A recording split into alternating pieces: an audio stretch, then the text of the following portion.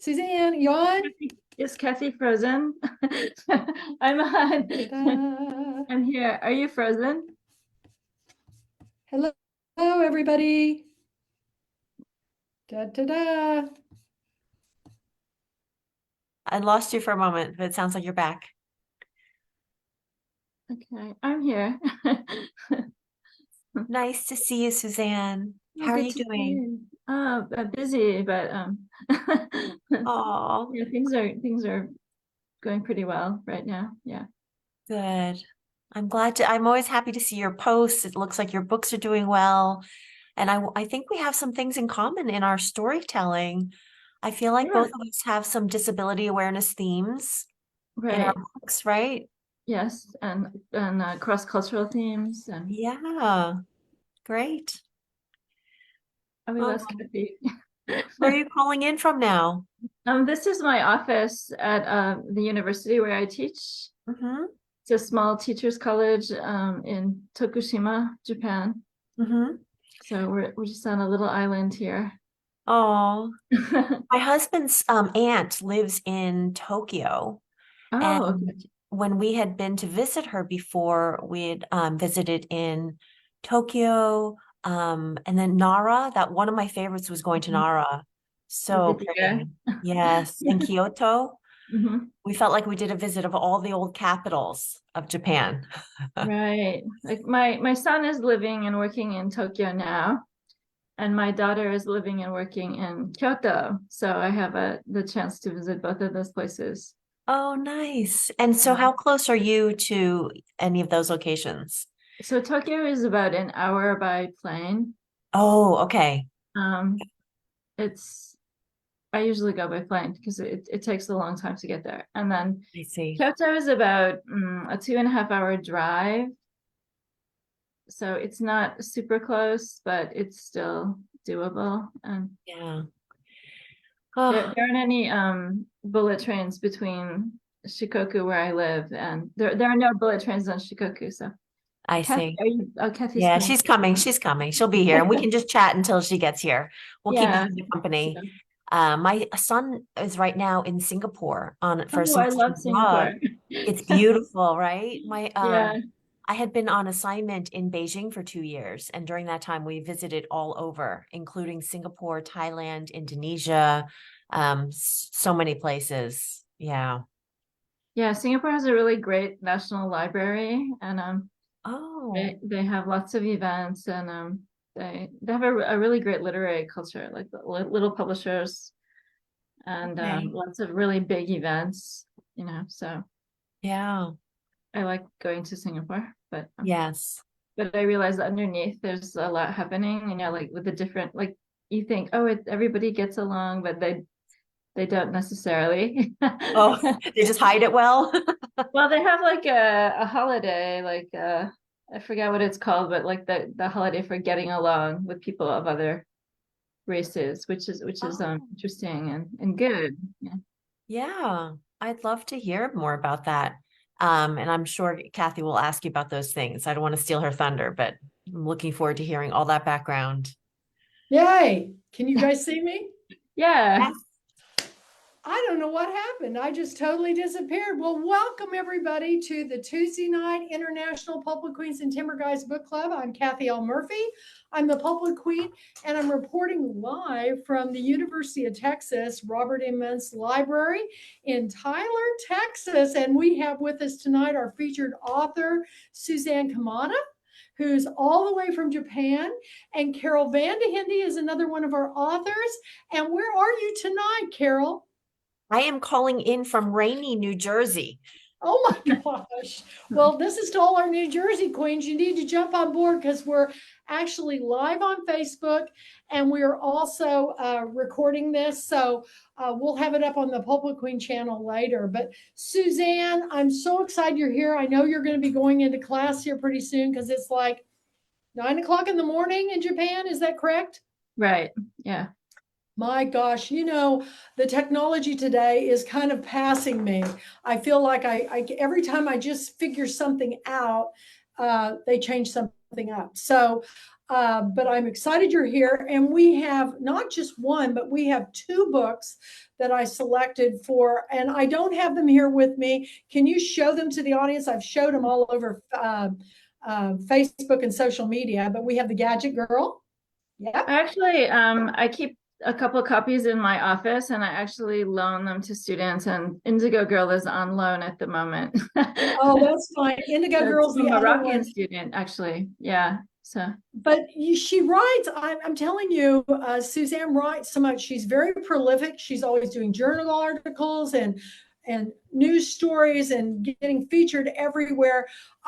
Before we even begin talking about your books, I want to talk about your process. I mean, you have the most incredible time management skills I've ever seen in my life.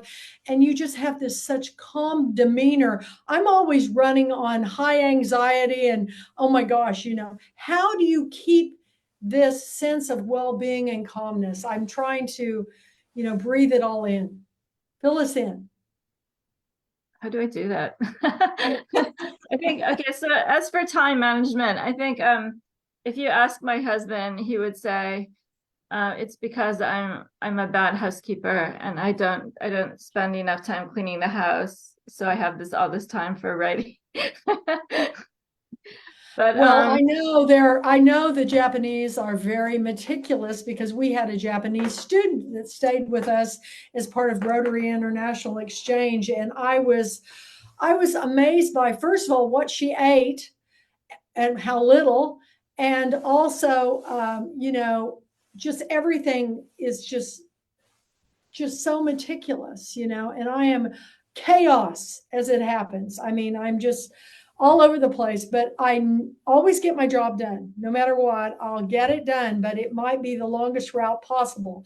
So you don't like to clean house. Do really any authors like to clean? No, probably not. My husband loves vacuuming though, so he sometimes vacuums at like he has a weird sleeping schedule, so he'll sometimes be vacuuming at like 1 o'clock in the morning. You better keep that guy. Anybody I know. I can't complain about it, because he vacuums all the time, sort of obsessively. But well, don't you have a kitty? Do you have one kitty? We have two cats, so thus the vacuuming, because they do shed. But I think one thing that helps me stay productive is deadlines. So I sometimes give myself deadlines, like if I'm working on a novel. Like I know that nobody's out there waiting, for my. I mean, not that many people, okay, are like out there waiting for my next book or whatever. So it's on me to produce it and create these deadlines, because there are, millions of books published every year, right? So nobody would necessarily miss mine. But if I'm working on a novel, I sometimes, set a goal of writing like just 500 words a day. And I can manage that for like sprints of like up to like 10,000 words or something. And also when I write journal articles, there's generally a deadline, and I sometimes enter a contest, which have deadlines. So I think deadlines are really useful to stick to something or to get something done. Now, Carol is the only other person here. She is one of our authors too, of her Orchid series of books. So I want you to participate with us along with this, because this is a holiday weekend. A lot of people are already cooking. And I'm kind of like, I've raised my kids, and it's like, I don't do that anymore. In fact, my sister and I are going to the movies and out to eat for Thanksgiving. Kids are coming in one bunch on the weekend, but the other one's off with a boyfriend to other family. So, do you do the big Thanksgiving dinner there in where you live in Japan? I used to try, like I would get a turkey, and I had really? They have turkey. I had to do everything by myself, right? Because there's like no other female relatives making the Thanksgiving things, but nobody really appreciated it except for me. So And actually tomorrow, Thursday, is a holiday in Japan. It's called Labor Thanksgiving Day. So it's kind of like Labor Day. And Well, a lot of actually, that makes Americans, more sense to me because that's what Thanksgiving was to me. I did all the cooking and everybody came to my house and I'm done. I mean, no more pumpkin pies. Sorry, everybody. I'll bake some cookies for my grandson, but I just want to spend time with family and I don't want to spend all the time preparing dishes and doing them. So, and they eat so fast because they want to go do something, you know? right. So, but you could make all the traditional, do they have American stores that you can buy things like, I mean, you can like mail order it from Amazon. You can probably get a turkey oh, from Amazon, really? or a crab. You know, I mean, it's all very expensive and hard to get, but some Americans do make the effort to gather everything. But nobody really, like I said, nobody really cares except for me. So I would rather just, you know, kick back with a cup of coffee and a book and a cat on my lap. So that's going to be my Thanksgiving. But I might make a sweet potato pie. Yeah, You know, that's that's, about the extent of it here. But yeah. And they have sweet potatoes there? Do they have yes, them? actually, sweet potatoes are grown all over here, and there used to be little carts, like people would go down the street with carts with the roasted sweet potatoes.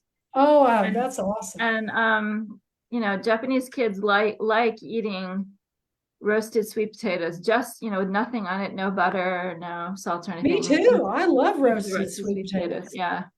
So they're That's a, great. you know, a That's nice snack, great. healthy snack. Yeah, I remember when Chisato came in and lived with us that every morning she'd buy these packages of cabbages Cabbages. and you shredded cabbage Hmm. and she'd put it in a bowl with vinegar and oil, salt and pepper, and that's what she had for breakfast. And I just thought that makes a lot more sense because it's a lot healthier than Yeah.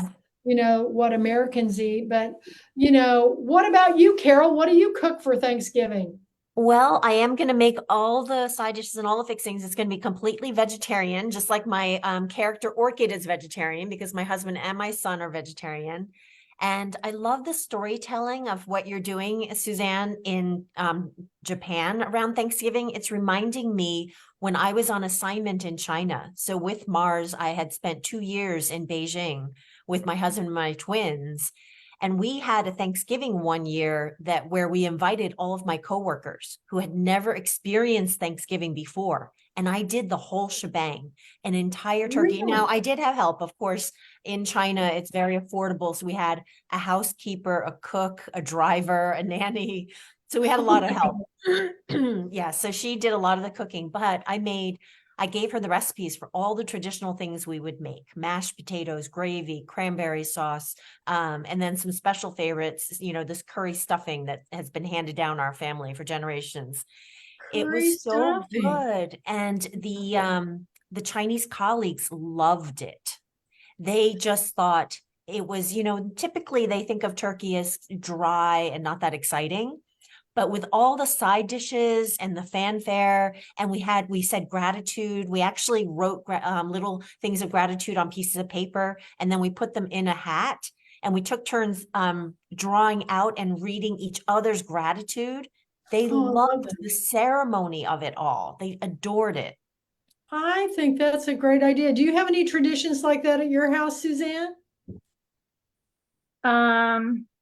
No. But I have orchestrated Thanksgiving dinners with students in the past. Like when I was teaching adult students, I think one year we made a big Thanksgiving dinner, and other times I've gotten together with other expatriates, and you know, we each bring something. So I have, you know, celebrated Thanksgiving in various ways over the years, but now it's just my husband and me, right? And What does he like and to eat? What does he like to eat?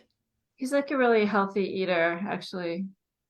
So he likes the turkey and the mashed potatoes and all that, but he likes he recently bought this steamer thing. He also cooks quite a bit, so He likes. Oh my I mean, gosh. I know. You got to keep this guy. How long have you guys been married? I don't even know, like 30, we got 90, I think 31 years, Oh my really long gosh. time, but He cooks and he cleans? he does, yes. Okay. So I'm recently he's like, jealous. he asked me to make brownies, and I made, he's a PE teacher. Yeah. And so he wanted me to make brownies for the PE teachers. And so I made this really rich, it's like Sheila Lucan, she wrote the Silver Pellet I know who cookbook, she and she is. has this all around the world cookbook, and she has this recipe for brownies with like, it takes like 6 eggs and like two, Is there like cream cheese in it? 2 sticks of butter. This one doesn't have cream cheese, but it's just super rich and decadent. And so I made that, and he took it to the PE teachers, and they really liked it. And I was like, yes, this would be really good with like a scoop of ice cream. And he's like, no, you're like the devil. The little devil voice saying yes, and eat it with ice cream. So he's normally a really healthy eater, but lots of fish, and Yeah. he makes my bento every day too. So I Oh know. my goodness. That's really great. Well, let's get to the books. I don't know Okay. which one you want to talk about first, but Well, this was the how first did one. Indigo Girl and Gadget Girl come into being? Where did this all come from? So I think I mentioned in my blog post that my daughter's disabled. I have twins, and they were born extremely prematurely, like 14 weeks early. And my daughter, as a result, has cerebral palsy, and she is deaf. And she's also biracial. So we live in a very conservative part of Japan, and there might be like 1 or 2 like Americans or Caucasians who come and go, but I never really see any other families like ours. So I knew like it would probably be really hard for them to grow up here, because it was hard. I mean, I chose to live in Japan, but I stand out, and kids used to point at me and say, "Gaijin, Gaijin," right? And so I thought one way of helping my kids to not adjust, but help Navigate, maybe navigate. support them, right, would be to just introduce them to stories, like especially picture books at that time, picture books about biracial kids and kids with disabilities and that kind of thing. So there weren't that many 24 years ago. So I started to write short, little stories featuring my children as the main characters, and there'd be like a story where like my daughter her name is Lilia. So like a character named Lilia going to the zoo with her father and feeding the animals, So just like a normal fun activity that any kid would enjoy. And I wrote a couple of stories about featuring a character like my son in situations that he had been in, so he could like playing baseball with his father, and being scared of the oni. Like they have this festival in February where like someone dressed in a like sort of a devil outfit, like an oni is like an ogre. It's usually translated as ogre, and they're like red with like horns and a little bit of like yarn hair, but they're really scary. And in nursery schools, and they usually have an event where the ogre comes, and children throw dried soybeans at the ogre to make him go away. And then there's a chant like happiness in, like oniwa soto, so ogre out, happiness in. So oniwa soto, fuku wa uchi. But so the children prepare these little bags of dried soybeans, for when the ogre comes, and they throw them at the ogre, right? And some kids really enjoy throwing the beans at the ogre, but some, like my son, just find the whole thing terrifying. So my son didn't want to go to school because like the ogre's coming and he's really scared. I wrote a story about that, and learning that the ogre was actually just the teacher, right, wearing a costume.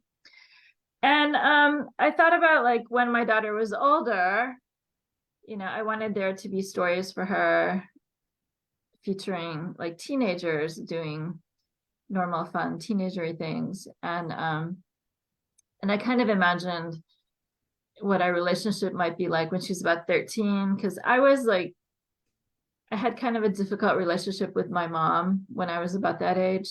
I was kind of rebellious and sassy, and I was kind of I expect- can't imagine. but I was expecting, okay, what was my daughter going to say? Because I used to, write a blog. So I wrote a lot about my children, in addition to these stories. And I had this blog for a long time called Gaijin Mama. And sometimes kids get to a certain age and they're like, don't write about me anymore, right? So I Absolutely. imagined her getting to that age and saying, like, I don't want you to write about me. And I also imagined us going to Paris together, because that was kind of a dream that I had. Like, if I had a daughter, I wanted to take her to Paris when she was about 12, and just my daughter and me, not my son.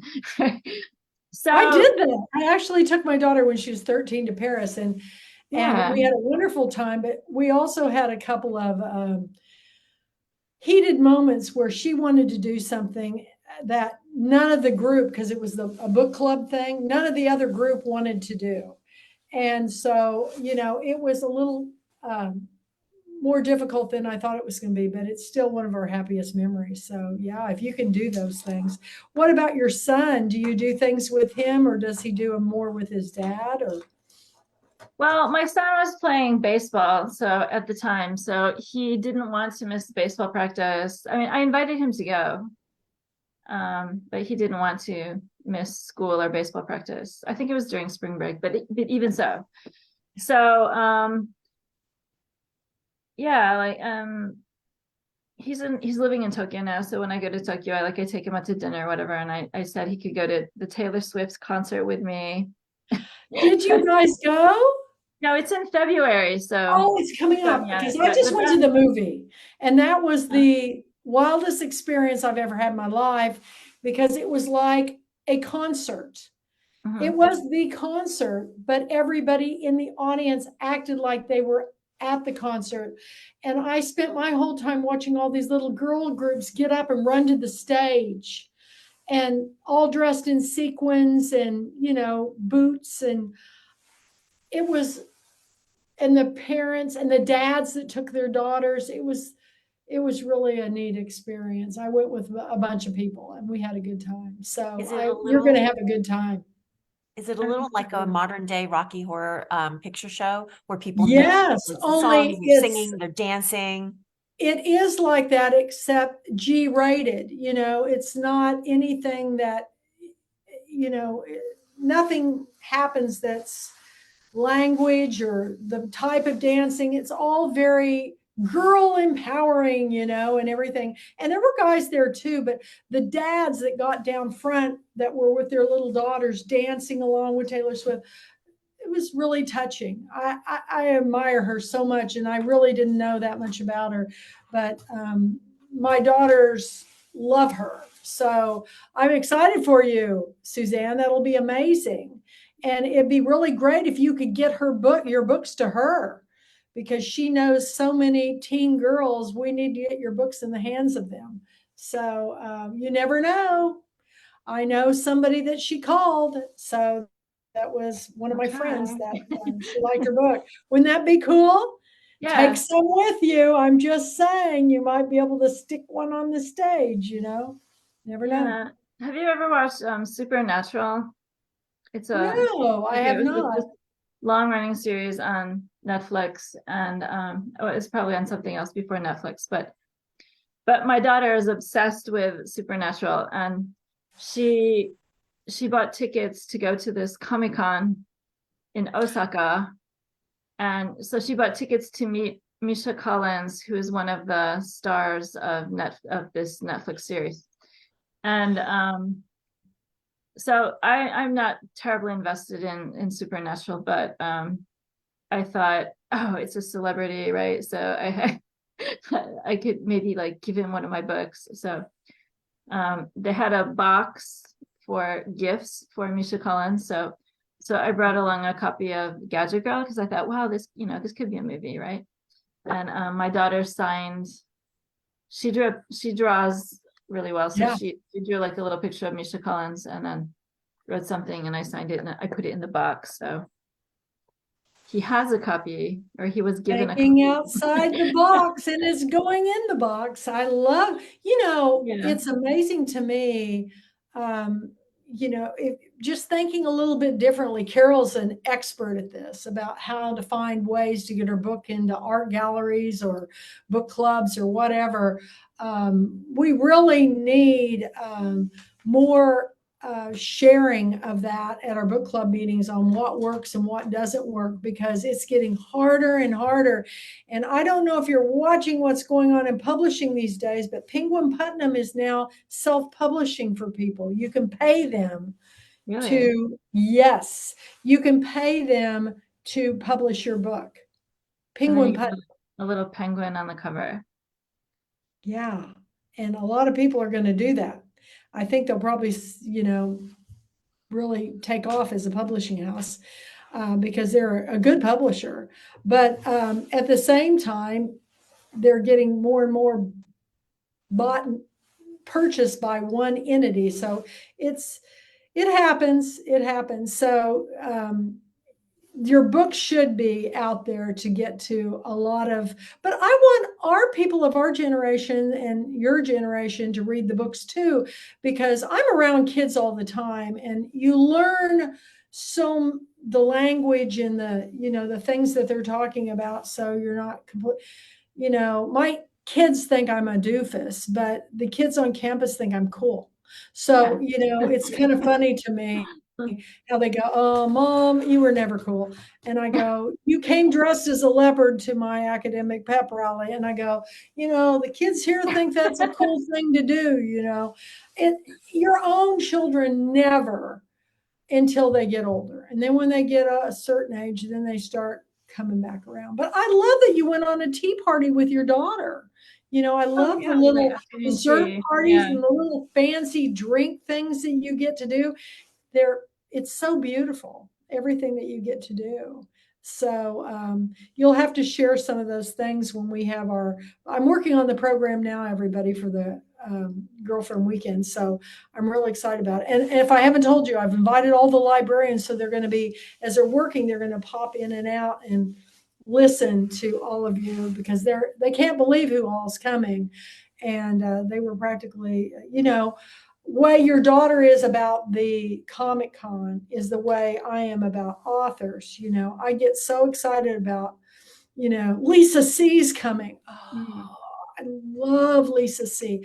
And Jamie Ford and Deborah Rodriguez and Carol and you. And I just got Adriana's coming back and Ann Hood's coming back, and working on a couple more.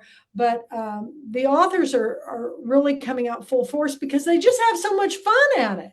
And I'm just hoping that, we can get even more to come, because it's going to be interesting this year. Because a lot of people go, "Well, I'm tired of Zoom." And I go, "Well, I don't know how you can be tired of Zoom. All I see is the authors at the book club meeting. I don't see any book club members, but evidently their workplaces and other organizations are doing lots of Zoom. So I can see how it feels like. But if it wasn't for this book club meeting, I feel like I'd be a hermit.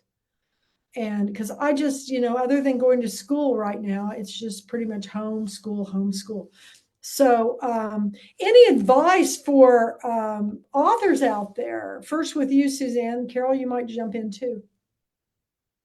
I think it's good to try to publish smaller like pieces, like short stories and excerpts and essays, just to get your name out there. So every time you publish something, you usually get a bio. And I, personally, I read the bios of authors whose writing I like, and I've often gone out and bought their books. So like this book, for example, It Mhm. started out as a rather long short story, which was published in a magazine for teenagers called Cicada. It's Oh like yeah, one, I know that one. Yeah. yeah, Okay. they stopped publishing it though, so that's really Oh, sad. yeah, But they published it unfortunately. for like 15 years, I think. Hmm. And it was kind of long. It was like 14,000 words. So they published it in like 2 issues as like a serialized Oh, story. And then it won at SCBWI, the Society of Children's Book Writers and Illustrators. It won like the Magazine Merit Award. And I think that helped me to get a publisher when I ultimately expanded it into a full-length novel. So it helps to, create PR for yourself, like to publish smaller things and to get recognition through contest if possible. Like, even if you're like a finalist or hi Janet, like honorable Jenna's mention or here. something. Yay. That's Yeah, good. So that's that would be my great. advice, Great like just to start idea. small and publish little things. Yeah. And you do so many different types of writing too. You do the short stories and the journal writing and poetry and novels. And what's your favorite thing that you like to do? My favorite thing would be like fiction writing, like writing short stories and novels. But recently I've been doing a bit of travel writing too, so that's also fun. Oh, So and your little Candy Crush book is doing well, and you've got a yeah, special with it. Yeah. yeah, that was like my first self-publishing project. So it was published as on an app in India. I love it. I love it. But they didn't do like a Kindle version or a hard copy version. So they just wanted the rights to have it on their app. So they said I could do whatever I wanted with it. And I really love the cover that I commissioned a fashion illustrator to do the cover for that book. And I really love what she came up with, and I wanted to have that cover. So just to make sure I could have that cover, I self-published it. So It's maybe really, I want people it's to see the really cover. cute, and I know so many people are addicted to Candy Crush, that little game. I've never done it, but of course, Carol can relate to that with all of your Mars experience, and everybody likes candy. I'm telling you. So always looking for those unusual. Maybe you should contact Candy Crush, the It's gamers. actually the game doesn't really play into the story. It's Does like it? candy cane cookie.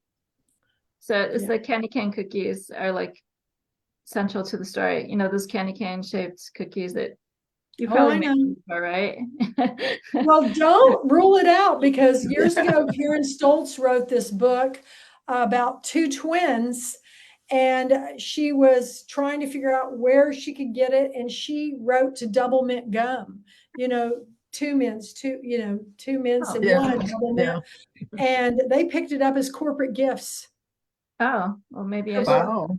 send them Yeah, one. so think outside the box. I always try to think, okay. She said, yeah, I'm really sorry. She did a book called World of Pies, and she Oh, was yeah. asked Yeah. to judge all these pie contests. It was really a good book. And she said, my next book should have been World of Martinis. That would have been a lot better. I would have gotten more liquor endorsement. So I Yeah. thought it was pretty funny. But you always look for those unusual aspects that you wouldn't normally pair together. But I think sometimes those things works. Carol, have you got any things that's unusual like that you've done? Check these out.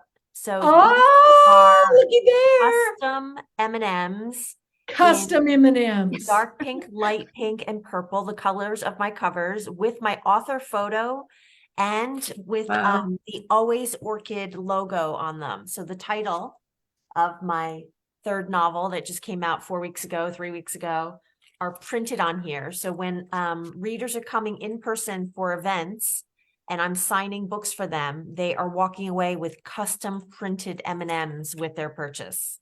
They're That loving it. is So brilliant. how do you do that? You contact the company? You can order them on mmschocolate.com. I think that's the website, or it might be mms.com. You can order custom printed M&Ms. Okay. People do it for birthdays, and you can Writing get it down. custom colors, school colors, and different things. But that's a great idea. You know, I had an author, Lorna Landvik, that came to a book signing, and she says, "Does anybody have any questions?" And people just looked at her, and she goes, "Well, that's a shame, because if you have had a question, I would have blown you a kiss." And she held up a bag of Hershey's Kisses. Oh my God, everybody was raising their hands. She was just ringing them out to the audience left and right. And I thought, man, that was a terrific idea. And, you know, and they were just diving for those Hershey Kisses. So I just thought that was funny. So all these crazy ideas, we need to share more of them. You never know, something might click and it might go viral. You just never know. So anyway, I love the custom M&Ms. I don't think I saw those at Girlfriend Weekend last year, but I can't complain. I have your boots. So Yes, Girlfriend Weekend and I'm was so determined fun. to wear them at some point where I'm holding my foot up so I can show you my boot. Yeah. She gave me those wonderful Swarovski boots that you danced in all weekend. I don't know how you did it, because they got 4-inch heels on them, but I have them still up on my mantle. My sister goes, "What is that?" And I go, "They're art. I'm not taking them down. They are gorgeous. They are gorgeous. They're beautiful. And I loved Anyway. being crowned hairball queen. Well, you were going to help us pick the new queen this year too. You're going to announce it. I've already decided that you're going to do that. So, Suzanne, so you have got other things in the works, because I know you. You put out these stories and everything. What are you working on now? Well, I haven't signed any contracts yet, so I'm not sure how much I should say. But one thing is a collection of essays, mostly travel essays that didn't really fit into my my book Squeaky Wheels. So some are like about trips I took by myself or with friends, or related to my life. So that's going to be called Owls in the Ginza. And maybe within the next year it'll be out. And then another one is it looks like I'm going to have another short story collection coming out. And I've also got a novel that's close to being finished. So which is called, my title is Cinnamon Beach. So it's like I think I've mentioned this before, but it's like a multicultural beach novel. So my family is very multicultural. Like my sister-in-law, my American sister-in-law is Indian American. So, you know, their kids were like half Indian, and my husband is Japanese. So our kids were half Japanese. And then when we went to the beach together, you know, there'd be all these different kinds of cultures. So, but there are lots of beach novels, and it's fun to read about like being down at, you know, in Charleston at Sullivan's Island or whatever. But they're almost always like just all like white people, right? Absolutely. But when our family goes to the beach, it's not like that. Listen, when I came back to school, I came back to school here, I feel like I'm in another country. Everybody is so diverse. People are from everywhere. And then when I went to the Diwali celebration, oh my gosh, I met so many people from literally all over the world, because the international organization sponsored it. We're becoming a more diverse people. And I think the bigger the cities, you see it faster. But I know Henry Britton, who is one of our authors, was showing they were doing this thing for all the Turkish people in the town that he lives in Fairfax, Virginia. And I go, that is the coolest thing. So our book club is befitting for all, because we're going to become even more diverse and more multicultural, and we're going to work on building bridges. As long as I can keep this going, I will be working on it. So keep the books coming. I know Janet's here, and Janet's been real busy with her next book and everything. And Janet, how are you doing? I know this is choir night usually, or you have Yeah, choir practice. so I go in a little bit, so I happened to catch you on Facebook. Yeah, Bristling Code came out in September, and I've had some pretty amazing things. The day after it came out in our local indie bookstore, I took a ferry over to Port Townsend. So my niche right now really is the Norwegian American community, That's but awesome. I'm also being put into the Norwegian community, which Yeah. is really pretty awesome. So this talk I gave was on Bristling Code. And then I was invited last July to come in October because they said in the original novel, The Using Affair, my hero is pretending to be a deaf fisherman. They said, we want you to come. We're reading Using, but we've invited the deaf church. So this was a Oh, really amazing experience. The minister signed my whole talk. I did a PowerPoint, but then I could talk about the members of the resistance in Norway who were members of the deaf church in the schools. And so I showed special slides, and that was probably one of the highlights of it. And I just gave a talk to my Sons of Norway group, back in Washington, D.C., and I get such wonderful support from them. So isn't that great? it's really All great. these little niches. I know that Antonina Dernova, she goes and speaks at all these schools that are run all by Bulgarians, and I go, in the United States, I had no idea. Mhm. She is everywhere. I mean, every time I turn around, she's doing another book signing. But I follow everything you guys do. And just a reminder, you can post every single day on the official page. Just email me so I can click approve, but you can post, and there's a lot of noise out there. So I'm just trying to help all the authors as much as I can get seen and be seen. And it's hard for me to keep up because I literally now have probably thousands of authors that I've picked through the years. So help me out. And then the Public Queen Presents blog post is just for the author of the week. So a lot of people go, oh, you didn't put it up. And I go to the book club page. But the book of the week is for the Public Queen Presents. Right. So be sure and do that. But we're gearing up. I'm working on the program for Girlfriend Weekend. I thought I would have it done before now, but I've gotten a lot of homework. So You have I've been homework. at the library all day today working on a final research paper for my art history class. And I've got 2 big finals coming up. But December 4th, I'm done. So it's full steam ahead for Girlfriend Weekend. So I've got the program lined out. I've got almost all the authors contacted that are going to be featured. I will be telling those of them that got their books like I've got you on the list, Janet, but I just haven't had a chance. Summertime and breaks of school are going to be the only time I can really, You're a work days in full-time a row. student, Kathy. You're really inspiration going back to school like that. And actually, Carol and I have exciting news. You're on the short list now for the Oh, yay! Well, yeah, several of you are. Several of and our then authors. Bristling is on the short list for Godey, and then it's also on the long list for the Hemingway. I just found out today. So I'm Wow. pretty excited. Oh, what about you, Congratulations. Suzanne? I haven't really entered anything You lately. should. I mean, I haven't published anything really since the last book I published was The Baseball Widow, and that was like 2020, 2021. I can't.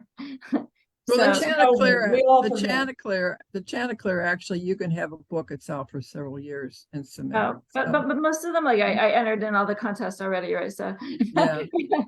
I could enter my Candy Cane Cookie Crush. Yeah. I entered it in a couple of things, but there's short stories. They now do short stories compilations too. So yeah, I think that's the other close thing for is you. like the conference fees or the entrance fees are can really add up. Yeah, I know. I'm really careful about what I do.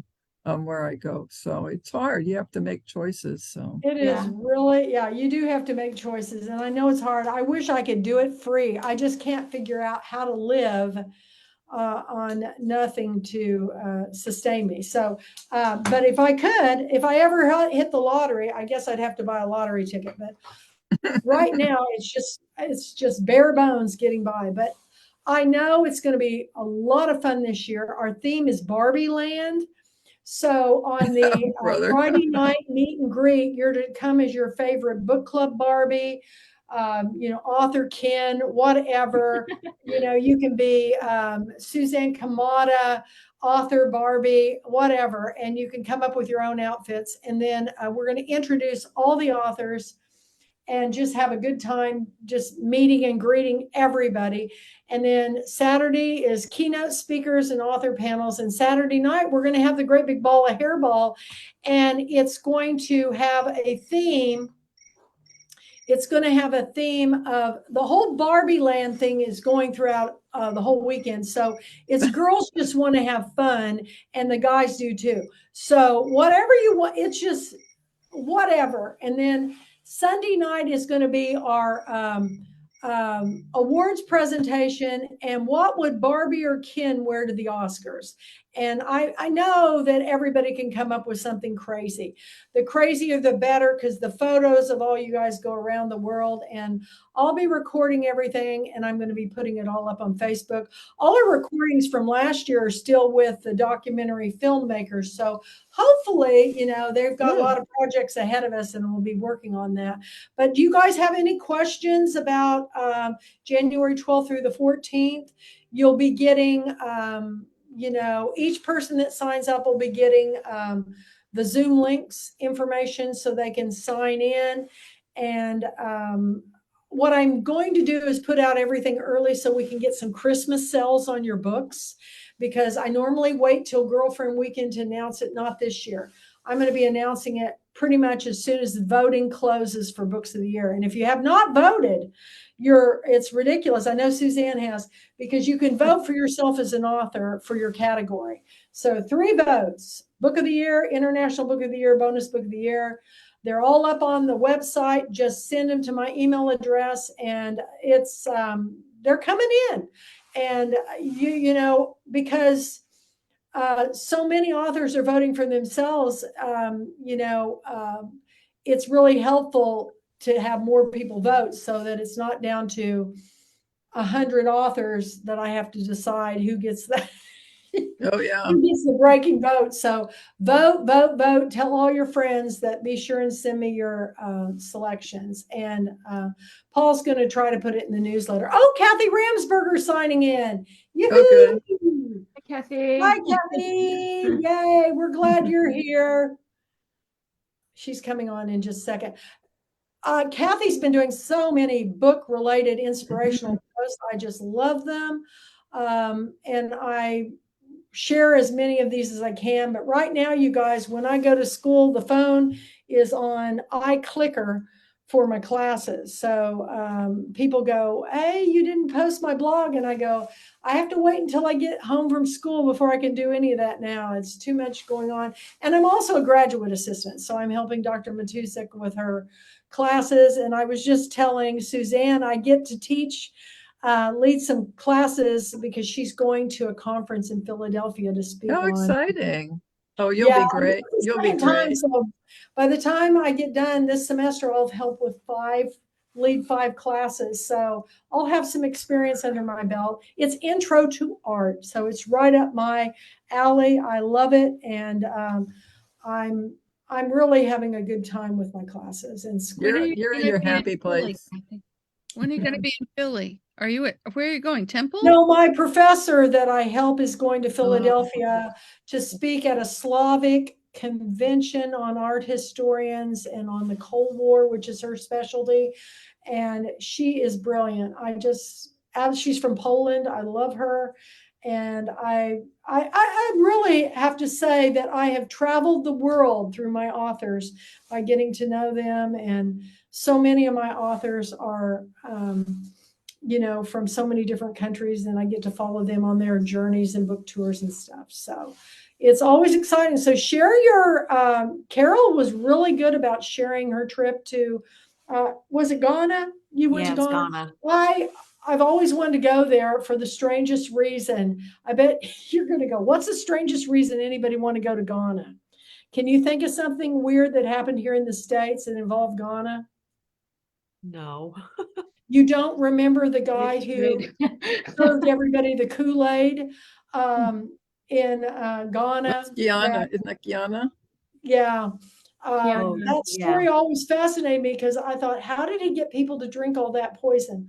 But I've always been fascinated by all the African countries, but my world has really opened up because of all of your books. So share your vacation photos. I know Suzanne has shared her tea parties and her dessert and drinks. I just love it. I just get so many thrills out of them. And so is Janet, and Kathy has been I down in New just got Orleans. back from Words and Music, Kathy, in New Orleans. That's And a great where I conference. first I've met spoken you at in it. 2017. I met you there in 2017. Yes, Words and yeah, Music. that was It really was fun. fantastic. I think that's the one where I was the judge for the tiara and bow tie competition. Sounds Do like you it's up remember your that? alley. It was What? right up my alley, and I had more fun because I sat with all these guys that were the best fun ever. Robert Lalou and a bunch of New Orleans authors. We had a really great time. It was really splendiferous. So I can't wait to get back down that way, but it's going to be a couple of years before I get to travel right now because I'm nose to the grindstone. I'm going to do this. And I really love it. I'm always happiest when I go back to school. So I hope it encourages others because it's never too late to learn. So, and for all of you that are out there teaching college and teaching students, it's a good life. It's a good life. So any other news anybody wants to share while we're all here together? I thought of another Yes. thing that Yay, I was Suzanne, doing. go ahead. So I was asked to write a short story for a textbook that will be published and used in Japanese universities. So I'm thinking that I'm going to write a story about a deaf biracial girl because it's kind of like a opportunity to introduce these issues to university students. Yes. So My sister and I just watched a Netflix series. It's a little out there, but it was absolutely one of the most delightful shows I've ever seen. Two young boys, one has got cerebral palsy and the other one's blind, decide they want to go to Mexico. okay. Decide they want to go to Mexico because the blind boy, their best friends, wants to be a stand-up comedian. And I'm telling you, it's the first time I've ever seen a show done where the main focus was on, young adults with disabilities, and they were embraced by another community of kids in Mexico, and it's really good. The kids are going to love it. It's got language, it's got situations, What's but the so title? yeah, it's really good. I really loved it. I'm trying to think of it. It's like, it's on in the top 10 of Netflix right now. All that you cannot see. It's got one of those names that I never can remember where they talk about seeing or maybe not being able to see. But the two young men that play the characters are fantastic. I forgot I was watching a film. And at the same time, if you guys are looking for a great series to watch on Netflix, watch The Railway Men. It's based on a true story of something that happened in Bhopal, India, when they had a chemical leak Oh, yes. in I remember that. 1984. And I don't know, I had gotten married that year, and I was in California. I don't know how I missed this story, but over 15,000 people died from this leak. And it's one There of was a the, lawsuit after that, a big, huge lawsuit. but the way they did this movie and the actors that are in it, you will completely forget you're watching a film. there's a lot of good international things out there right now, and my world is opening up. And the more I watch, the more I learn. So knowledge is power, people. Yeah. More power to the book club members. So And anybody actually, else? yeah, Carol. and actually this theme that you're talking about is reminding me when you talked about the two boys going on an adventure. I Yes. heard a short story that won a Writer's Digest award. It's called Before He Heard Her. The main character is blind, and the Most Amazing podcast just produced my short story. It went live yesterday. Really? No The way. podcast is called Nobody Reads Short Stories, which is very ironic. Oh, you know, that's because yes, people read short stories.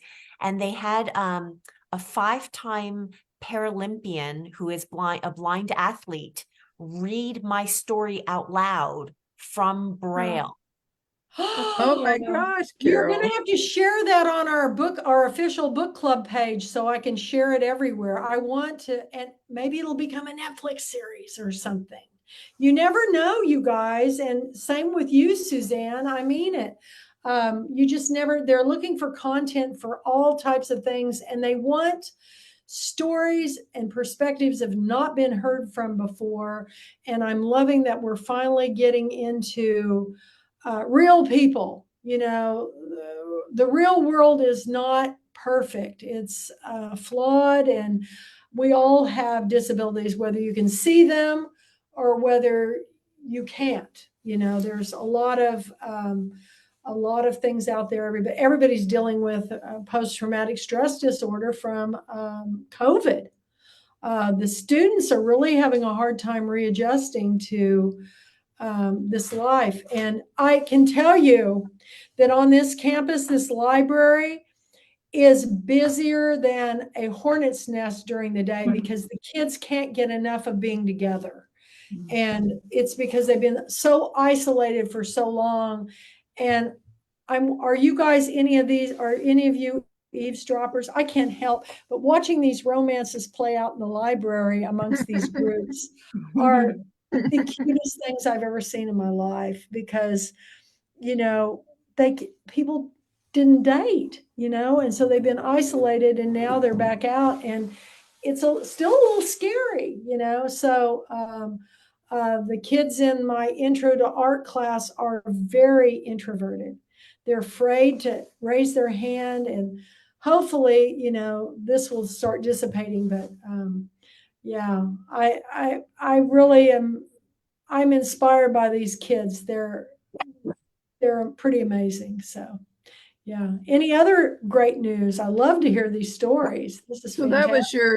that was your story, because I saw the winner of that. So that was yours, Carol. Oh, so the short story actually won the Writer's Digest Short Story Award a few years ago, but it just got produced as a spoken piece yesterday. Yesterday, the that's podcast awesome. dropped with the spoken piece. Well, I have to say that my news is that we finished the Bridgeling Code audiobook. So now Chris Humphreys has read all He's three of great. them. And he's so much fun to work with. We just go back. He's in Canada, so we go back and forth all the time. But honestly, he just brings my characters to life, and I'm just so grateful. The funny part is that, he's half Norwegian. His mother was in the resistance in Norway, and that's how we really connected. But he never spoke Norwegian in the house. So I sent him the list of all the Norwegian names, and this time there's a lot, and all new places in Norway. And then he gets on FaceTime with his cousin in Oslo. And he writes it down, he listens how to pronounce it. So he gets really high marks from people who are Norwegian American. They say, oh, it's so wonderful. Some are even doing Whisperlink. So they'll read the book and they will listen to it at the same time. They said they could hear the pronunciation. And I'm just so blessed, honestly. I'm just thrilled. And listening to him read. See, I never thought I'd write a prequel. I've always had a sequel to Quisling. And listening to him read, it's like every night you get to listen to 5 chapters and just sit there, And That's a thrill. Isn't that well, a he's making thrill? me think about writing the sequel. I plan to do something about the Civil War in the Pacific Northwest next. But I don't know. I've already been in touch with a friend in UK who's very knowledgeable, and he's turned me on to someone to talk to. And that Fantastic. was the blessing of this last time. So many historians in Norway listen, and I've made so many friends, and it's scratch your back kind of thing. This small museum I went to in Tellevåg, where this horrible thing happened 81 years ago in Norway. I just got the sweetest note from him the other day. He said, I got your card. I always put lavender in my card, and I could have gotten really in trouble sending lavender to Norway, but I did. But he said that Americans are coming to our museum. And That's it's cool. because I'm writing about it. I thought, oh, that's perfect. It's great. Life is good. Congratulations. All right. That's fantastic. Well, I cannot thank you all enough for coming on board on Thanksgiving week. I mean, thank you, Suzanne, for working with me on time. We've got next week, we've got Pamela Bennings-Ewan, who has got a fabulous read. It is a book that she had published before, and then she's got another one for next year. And she's James Lee Burton's first cousin, or his daughter's a New York Times bestselling author. I'm telling you, this family is a literary family, and she is a trip. She was a girlfriend weekend with her husband, and she'll be back. And I can't wait to have her back. And then we'll be going into December. And we've got some good ones. So we're going to go in just charging right into Girlfriend Weekend, but I'll be doing it all live here from the University of Texas Robert M. Muntz Library. They all think I'm crazy here, but I'm having a lot of fun. And I really cannot thank you all enough. I will have this recorded and probably get it up by tomorrow morning. So have a wonderful Thanksgiving. Suzanne, thank you for working with me. Thank you for Have a having great me. time in your class, and keep the books coming, and vote, okay? All right, thank you so much. Thanks for joining me, and thank you for having me. Well, good luck at school today, and we'll see you down the road, everybody. It's all about the story. Bye-bye. Bye. Bye, everyone. Bye.